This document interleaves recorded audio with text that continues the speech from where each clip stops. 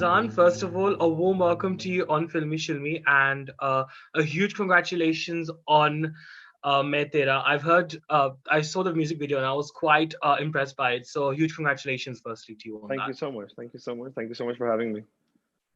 Wonderful. So, obviously, Main Tera is, I believe, your first independent work as an artist. And you've, of course, composed for some really big Pakistani films as well. So, how much did those experiences kind of prepare you for Main Tera? I think entirely. I think it all was a collective effort that reached here, and whatever I learned from there, the team I built, working with people over there, the experiences have definitely contributed to Metera. And I think for me it was very important that when I did my last few releases, after that I did want to take some time off, and I didn't want to just show up again to my audiences and be like, "हाँ देखो दोबारा आ गया वही कर रहा है दोबारा से," you know. So I wanted that कुछ काम करके आया मतलब लड़का गया था वापस आया थोड़ा काम करके आया ऐसे नहीं आ गया. So it was important that there is some evolution and growth in my body of work once I come back, and that means a lot to me. So which is what this was, and it has played a huge role to answer your question. Absolutely. और क्योंकि आपने कहा है कि वो आपने कुछ अलग करने की कोशिश की है और Yeah. वो एक ड्राइविंग फोर्स क्या था behind मेतेरा? What was that perhaps that big inspiration for you in coming up with I that? think with Main Tera, I wanted to, whenever I'd be doing a soundtrack for a movie, even right now I'm doing some stuff. So you find yourself forcing your own life experiences onto these characters that are going through very different situations. So I remember I used to struggle with that. And I'd be like, no, he's very heartbroken. And they're like, no, Azaan, you're heartbroken. This guy's not that heartbroken. Stop pushing this song that's really sad into the movie. So I'd be like, no, no, no, he should feel like this. And I may have been heartbroken at that time. So at that point, I realized that Azaan, बच्चों खुद अपने लिए कुछ करना पड़ेगा इन गानों का वरना गड़बड़ हो जाएगी. So then I started collecting different things from different points of my life, and करते करते वो काफी गाने बन गए, and then I had to shortlist them to like around 9 songs, and which are what the album comprises of. But it's a collection of, as they say, you have a lifetime to make your first album and a year or 2 years for your second. So this is so far the lifetime that's collected of stuff that I wanted to share with people. And I think, I really like what you just said there as well, because like it kind of reminded me of Rockstar for some reason, the film, because there's that dialogue that takes place in the film where it's like, "Toote dil se hi sangeet nikalti hai," and I think that's something which, and I think that's something which a lot of, I think artists kind of have that notion as well. But I'll add to that. I find sometimes artists are, and I may be including myself, and it's going to sound very pompous and pretentious, but I've caught myself doing this, where you're in a perfectly good relationship, everything is fine, and this doesn't have to be a romantic relationship necessarily, just in a relationship, and you find yourself causing trouble in the relationship, so you feel something, so that you can go and make a piece of art out of it, which is a very contrived thing, but I found myself doing it as well. So yes, we thrive off experiences. Yeah, totally. And I think it's something which is very important. But I think just following up on what I said as well, when you do delve into experiences of your own and perhaps use that as a reference point for your music, psychologically it must be quite a challenge for you to deal with, right? Because I believe some memories can often trigger off a lot of emotions. So how do you deal with that in particular? So there are some songs on the album that I avoid listening to, or I avoid. I keep right at the end of studio sessions because it does take me to a place that's not comfortable. It does, it's like, for instance, there are songs on the album. I don't want to get into details of the situations because that's personal. But if you hear the songs carefully, you can probably tell and what it's about. And it's just about, I have my share of life experiences the way anybody does, and I express them through music. And so when you hear those songs, whenever I have to work on them, I try to avoid it. Or even when I'm just jamming with my friends or with my teacher or even on my own, I avoid singing those songs. I know it takes me to a place that, while there's some songs on the album that take me to a very happy place and I will choose to sing them often, there are some that are uncomfortable. And when I feel that, at least I know that I'm giving my listeners a true experience and an honest experience, because if it makes me feel that way, at least I put my heart out there. Maybe they don't, maybe they feel it, and I hope it connects with them in that manner.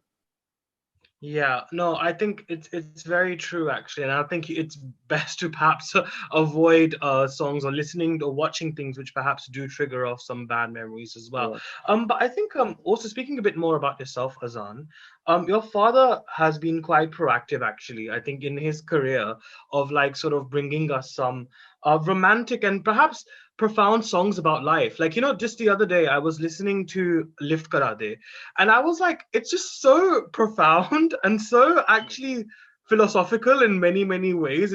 I mean, it's obviously got a really fun and comical take to yeah. it, but that's the actual essence. And it's quite interesting how he's done that. I mean, how much of a musical inspiration has he kind of been in your life as well? I think firstly, I'm other than being his son, I'm also a huge fan of his.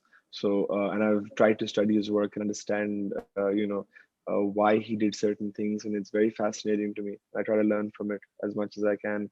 But even Lift Karade is, um, I have a song on the album called "Tu," and that was inspired by songs like Lift Karade and songs like I know I'm gonna this is a very broad comparison I'm making, but like songs like Billie Jean, where you hear a song that's very fun and it kind of it's a lot Yeah. of fun, but when you get into the lyrics, you're like, oh wow, this is a very serious song. It's about something very dark at times as well. And it's about a certain bitterness, and Lift Karate has a certain bitterness in it as well. It has the struggle that any every person goes through and they feel. And it kind of made me realize, and you Mhm. see here Billie Jean. Billie Jean is a very serious song. It's about a very serious emotion as well, and it made me realize that Yeah. a dance track doesn't have to be silly, and it doesn't have to just be frivolous. It can have depth to it. So for me, like, there's a song called "Tu" that's an out and out dance track on the album, and it was inspired by all these songs. But it's a very, maybe some would consider, dark song, but Mm. it's a Yeah. fun dance track. Sure. And I think also just continuing on that as well. I mean, who or what else would you say kind of inspires you musically as well? Many people. I try and the truth is, I try and listen to as much music as I can, of different kinds of music, just because it helps me in my work. Different languages, different genres, different time zones and time periods and stuff. So I try to absorb as much as I can. Um, but I think what inspires me more than anything is emotions, is feelings. Like, okay, how can I capture that in a song? And then I'll try and do it. And maybe I'll just geek out saying that, okay, the song's about that. Nobody else can get it, but I'll feel that that's what it's about, and I'll feel very, proud of myself for a little while. Sometimes you have to read between the lines as well with certain Yeah, sort of musics and songs, right? As well. absolutely. Yeah. Hmm. And I also think that, I mean, your mother is a celebrated actor. I mean, when I look at you, actually, in fact, you look so much like Zeba, ma'am. It's literally the resemblance is absolutely uncanny. So I just wanted to kind of firstly highlight that. That's Um, that's probably the biggest compliment anyone's given me, because in terms of the way I look, because I'm not saying this because she's my mother. She is gorgeous. Every morning when I wake up and I see her walking around the house or doing something, I'm like, and I've like made an effort to get ready, and she's just woken up, and I'm like, oh God, you know.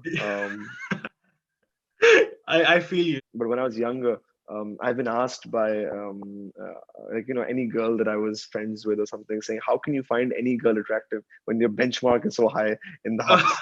And I was like, so she is absolutely, I thank you for saying that. That means the world. Yeah, man. Honestly, I'm a big fan of the film Henna, so I've kind of Yeah, watched that film so many times. Like even that song Main Hu Kush Rangina. So you can imagine how yeah, much of a big fan I've yes. kind of been of that film, and of course of hers too. But the fact that obviously your mom is a very celebrated actor, and your dad, of course, is a legendary singer. I mean, how certain were you that you wanted to be or go into the music profession when you were young? I wasn't. It wasn't something that was pushed at all. If anything, other things were pushed more, just because I think they were. My mom particularly, she was aware that acting and music and just the entertainment industry would seemed like the easier choice, and she didn't want me to make an easy choice. She wanted me to make the right choice. So she pushed everything. She was like, okay, like every desi boy, I wanted to be a cricketer till I was 15 years old.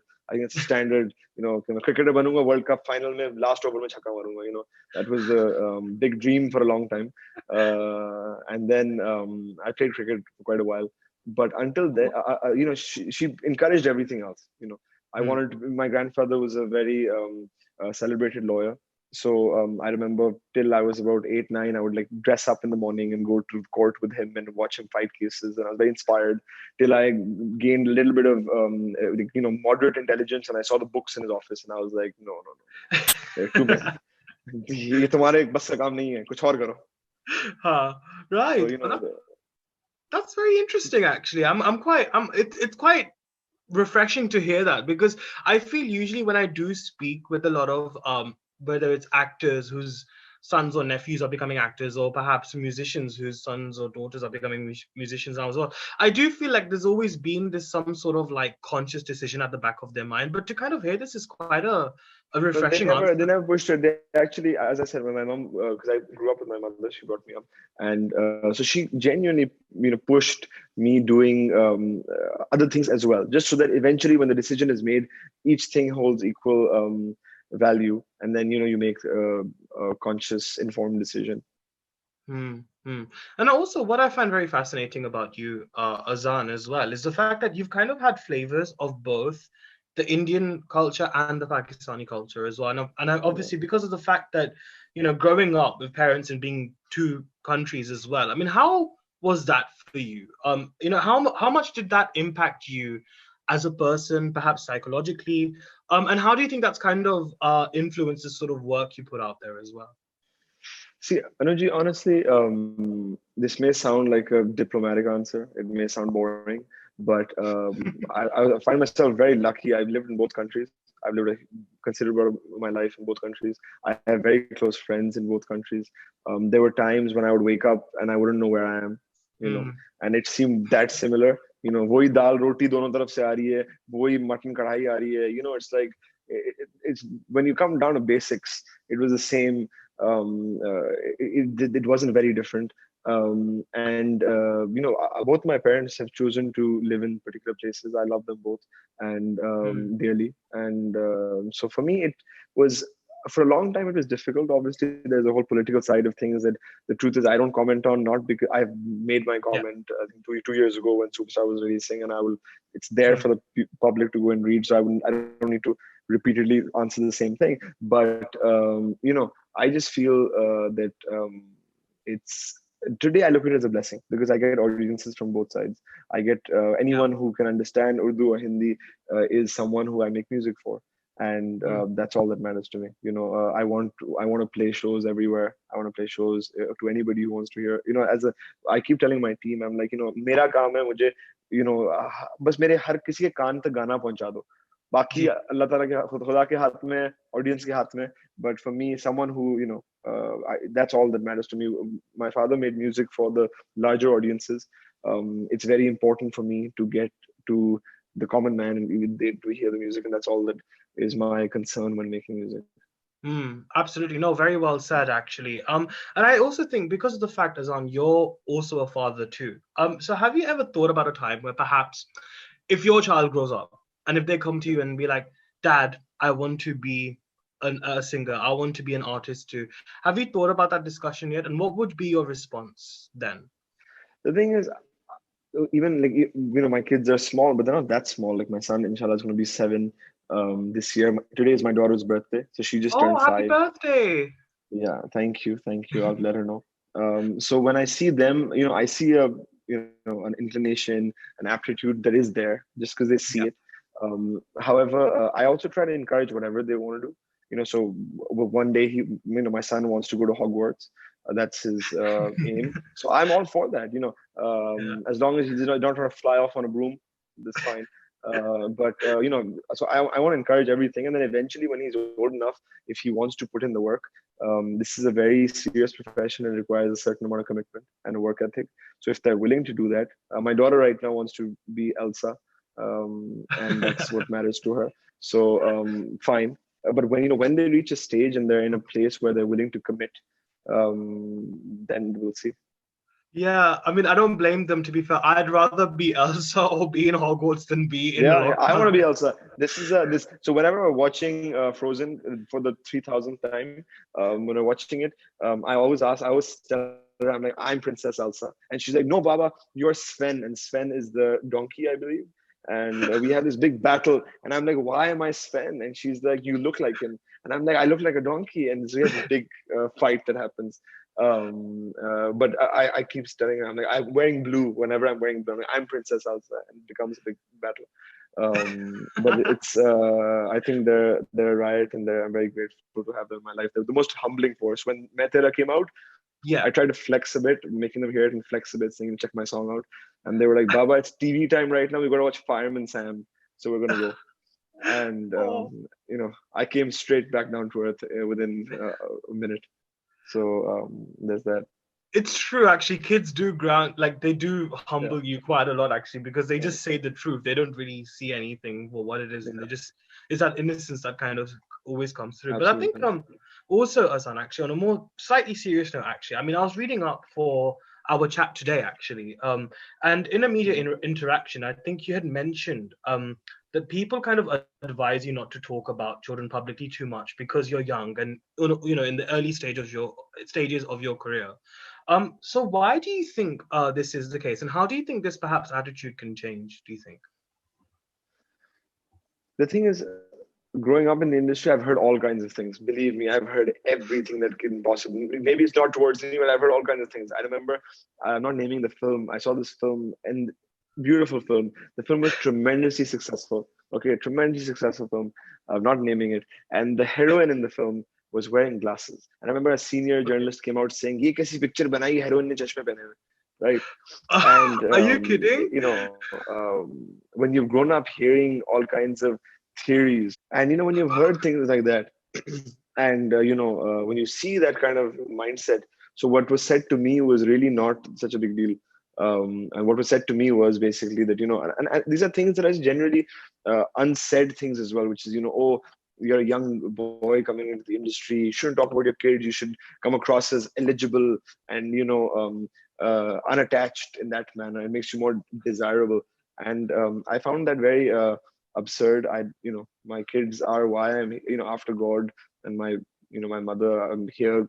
I'm driven every single day because of my children. They push me. Otherwise, I'd be watching Netflix and chilling. Half the time it's because I want to do something in my life that they can feel proud of. So Mm. why would I not talk about them? Yeah, and I think also just generally as well, though, I think one thing I can also vouch for is the fact that, I mean, Pakistani cinema is on a revival, I think quite majorly. And I think the music industry has always thrived and it's given us some fantastic talents, for Absolutely. so many years. And I think, but I think I just wanted to kind of get your opinion actually. What is your view on the current trends in the Pakistani music industry? I think we're in a very good place. I think obviously we've had platforms that have been emerging over the years, from Coke Studio to Velo to Bisconi, which is fantastic. It gives people a place to come and perform new music and renditions of older songs, and I think it's amazing. But I also think that there's this emerging independent scene as well that's equally building up Mm, with great artists like Asim Azhar and Shamoon Ismail and Young Stunners and Ramis. There are a lot of people who are, Aima and Momina and all these guys who are really, really fantastic. And then at the same time, there is film music and the soundtracks and the OSTs, which people are hearing, and they very clearly have their own signature style and vibe to it. So I think it's in a very good place, and it's like a melting pot. And in a few, I think in about 5-6 years, it's going to really be in a incredible place. So I'm very optimistic about it. absolutely, absolutely. And do you also have plans as well? I think perhaps when you get to that stage where you do become a very bankable and very popular name. I mean, you already are becoming popular and you're already like sort of on the radar of many people. But when you do reach a certain stage, how in a way do you hope to also support more independent talent as well? So I've tried to do that as much as I can in my film music so far. I've tried, whenever I or in any work I do for that matter. I try to find somebody, who's a newer voice, a voice that people haven't heard, and try to bring them in. I've worked with him. There are people like Ali Tariq and who've sung for me, and so on. So because of that, there's Zainab Fatma Sultan that was relatively new when she had sung Galat Fahmi with me. So there have been singers who I've tried to identify and spot. So the idea is obviously just to, it depends on the, it's really a positioning thing. It's like, okay, what you can spot somebody and you can say this person's good, but then also placing them in the right song that does justice to their talent is also equally important. And I obviously I try to do that as much as possible. There will be a couple of features on the album which are with artists that people have heard less of, that I would which are going to be surprises. Yeah. Okay, that's great. And I think also when I was having a discussion with someone the other day, we were kind of debating about originality, because as you Yeah. know, in Bollywood at the moment, there's this sort of ongoing trend of recreating well-known songs just to kind of gain easy traction and easy popularity nowadays. I think I Yeah. just wanted to kind of pose this question to you about originality. I mean, it's obviously something that every artist strives for. So, but eventually, I do kind of feel there will always be some sort of familiarity with music, whether it's a dhun you've heard or any sort of rhythm or anything that you've heard before. So that always seeps through. How difficult is it to actually kind of remain 100% completely original in the industry, especially given the sort of influence we have today with the web and stuff? Everything on some level, it's like a reverse pyramid that we live in. So everything is like filtering down and filtering down, filtering down. So I think that is there.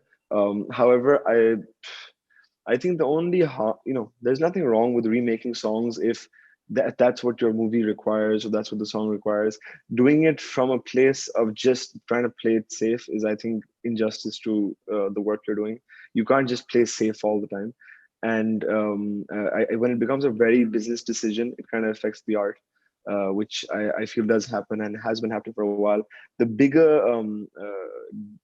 question that this poses and the threat that it poses is that what are you going to cover after 10 years, and then after Mm, 20 years, what mhm. are what are you going to cover then, and you won't have any original songs that have really made it big to then cover, so that becomes a big thing. And secondly, I feel that and this is something I've experienced with other songwriters and lyricists and composers, which is that there's a certain level of you feel slightly disheartened because you feel that you can make the best song in the world, but the money and the promotion and the belief is going to be in the remake, and no one's going to really push an original song regardless of how good it is, just because of the mindset.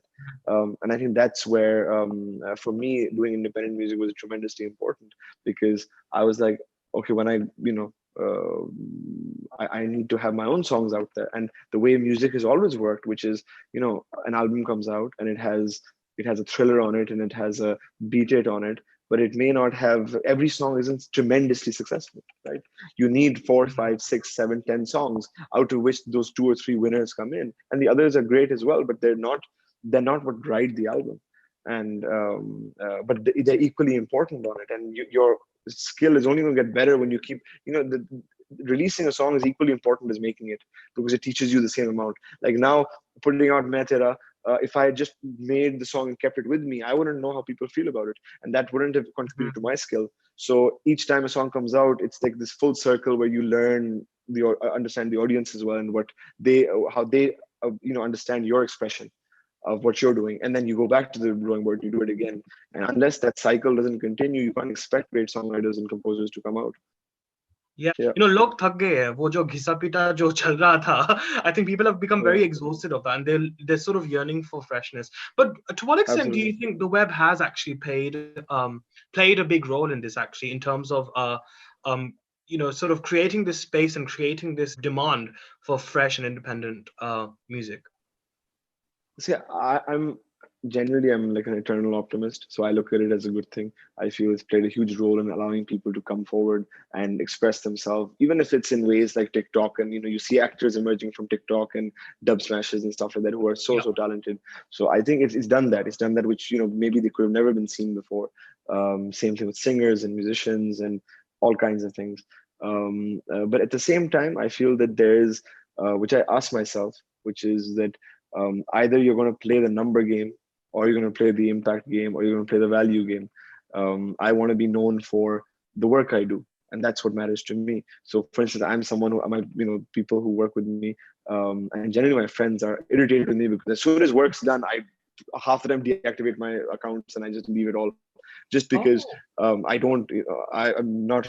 Firstly, I'm not great at social media, and I try to minimize it as much as possible. Not for any other reason. It's just I'm not good at it, and the excess stimulus affects me. I'm not great at like that control. So suddenly I'll be like, oh, my friend from first grade is having he's having pizza in Italy, and that's my first thing I see in the morning, and I'm wanting pizza all day. Like that's something that shouldn't be on my mind.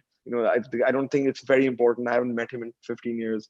But it does happen. Or Yeah. it's like I'm maybe making a romantic song, and I see someone else release a dance track, and that is super successful, and people I admire are commenting on it and saying nice things. So I'll be like, oh, I should make a dance track, you know, and that's just affects me. Yeah. So that's the way I look at it. So I try to like go away after a while, and come back when I have something to offer.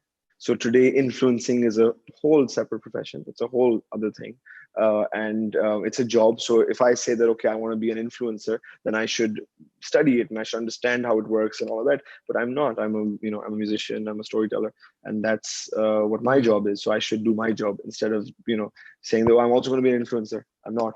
I don't think the truth is, to do what I do, I have to spend days in the studio, which is very boring, and I can't be posting about what I'm eating and where I'm going and who my cool friends are, because half of my cool friends will be in PJs half the time to get their work done, and be doing long hours, 18-20 hours, looking, all of us looking a mess. So Yeah. it's like, to get that work the way it is, it requires a certain level of um, I think discipline, and the discipline is not exciting. And so I just try to come in, share my work with the people who matter to me, and which are Yeah. the listeners, and then go away and do Mm. do my work. Okay, so before I wrap up, I've got basically a final Yeah, big question. Part one nice. is, what do you see as your next big target after Main Tera? And secondly, could you sing a Yeah. few lines of Main Tera for us, please, as well? Sure, of course, of course. The first big target is to get the songs out to the listeners in the best possible way, and hopefully they like them. So the next 6 months for me are getting the songs out in the best possible way, and then let's see what happens. And do the second part. मैं तेरा हुआ जा रहा हूँ, बस तेरा हुआ जा रहा हूँ। तेरे आंखों में जो डूबूं, तेरी बाहों में जब झूमूं, सारी घड़ियां रोक के सोचूं इस कदर मैं तेरा हुआ जा रहा हूँ, बस तेरा हुआ जा रहा मैं तेरा. Bravo, bravo. I think you also sound a lot like your dad as well. I mean, obviously not to compare, but just as a compliment as well, Azaan, you sound so much like your Thank you dad. so And much. you have that Thank you. same huskiness of his voice and that same softness. And half the battle is won having that, Azaan. So I think a huge congratulations to you, man, on that. Thank you so much. Thank you so much. Lovely. Well, wishing you all the very best, Azaan. Thank you so much for joining me on Filme Shilmy. It was lovely to talk to you. Likewise. Thank you, Energy. Take care.